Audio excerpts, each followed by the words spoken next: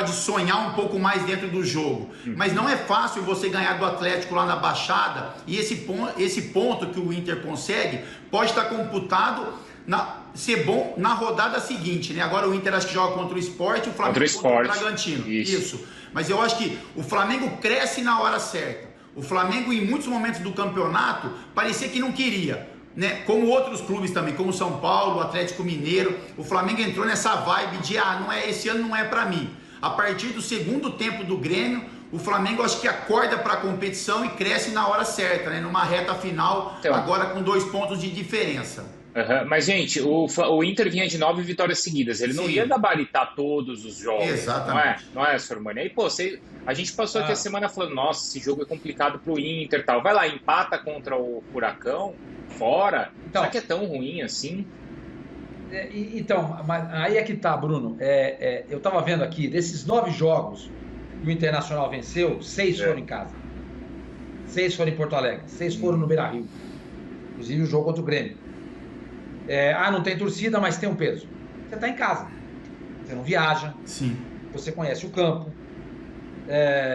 Você tem marcações visuais, como os jogadores... O Fábio pode até mais para frente falar sobre isso, né? Exatamente. Os jogadores sabem até que eles se encontram no campo, porque tem um cone ali, uma placa de publicidade ali, lá, enfim. É a casa do cara. É a casa dele. Então, dessas 9 vitórias seguidas, 6 foram em casa. 3 foram fora. A maior delas, a vitória expressiva foi contra o São Paulo, lógico.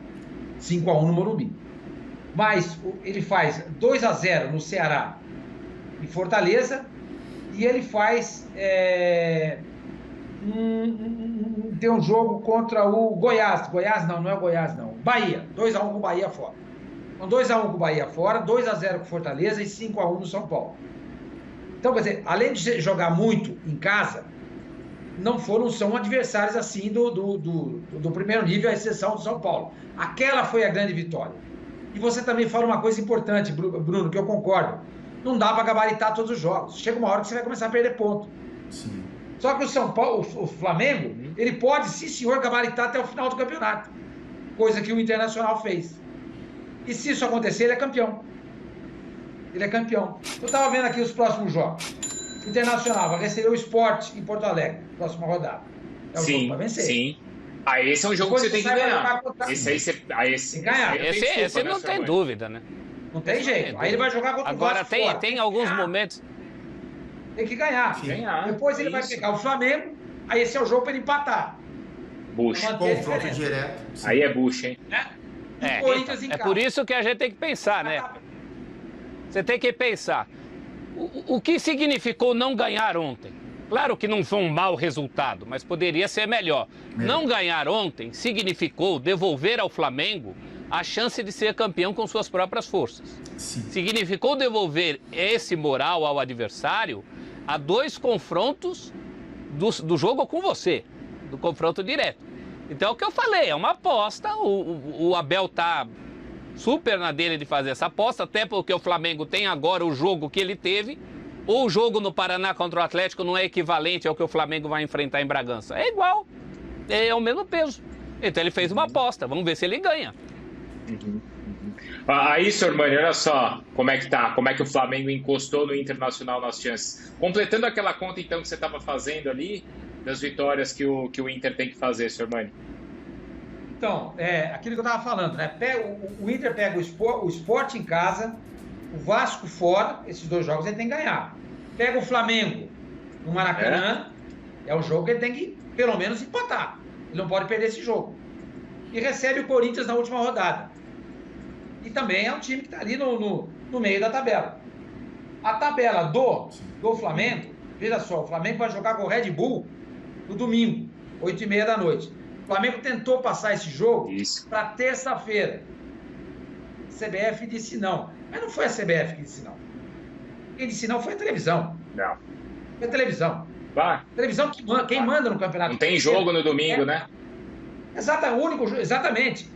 Por conta da final do Mundial de Clubes, ou seja, da semifinal, o jogo do Palmeiras vai ser domingo.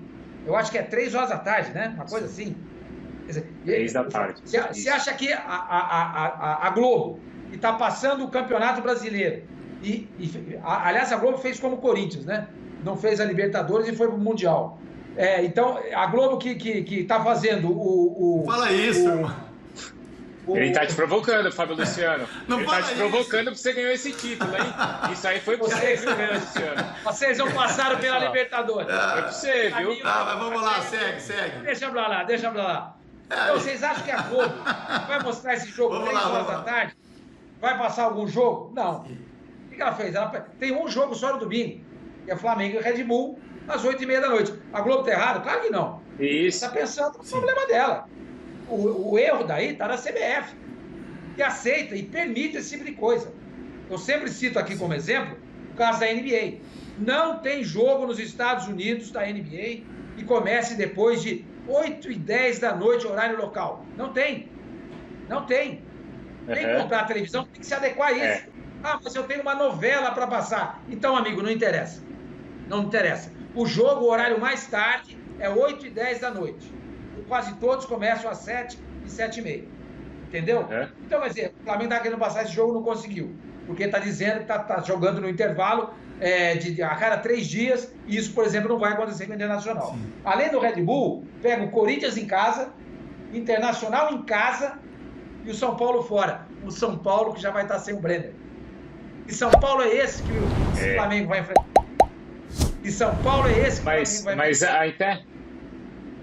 Em cima disso que o senhor Mani está falando, vocês acham que o Flamengo tem que reclamar essa história aí de não ter o jogo? Porque assim, na semana que vem, o Red Bull não vai jogar no meio de semana e o Flamengo também não vai jogar. Então, assim, espaço na tabela, espaço no calendário tem.